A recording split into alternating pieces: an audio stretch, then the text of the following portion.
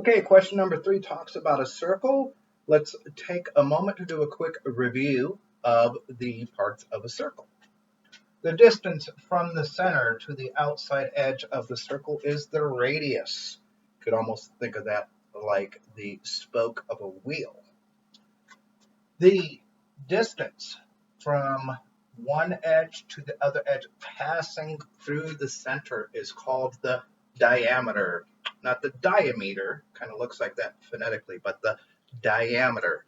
And you might have guessed here that the diameter is twice as long as the radius, always. The distance around the circle, normally we would call that the perimeter of an ordinary shape, but that's not what we call it with circles. With circles, we call that the circumference. So, from the center to the outside edge is the radius.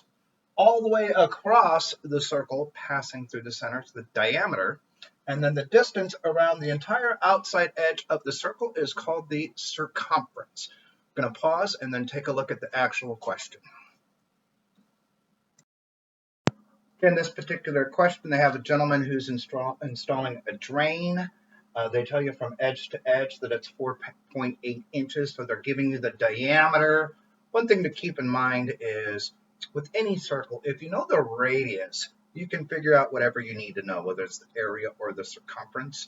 A lot of times they'll give you the diameter, so be thinking, when I have that diameter, if I chop it in half or divide by 2, that'll give me the radius. And that's a very key number. We'll be doing that in a moment. Question itself says, what is the circumference of the circle? So we look up the formula on the formula page, and it tells us circumference of a circle equals 2 pi r. 2 times pi times radius. So we take 2 times pi, we'll just use 3.14, times the radius. So we've taken the 4.8, we chop that in half or divide by 2 in our calculator. That gives us 2.4. Can even do a quick estimation here. We know 2 times 3 is about 6.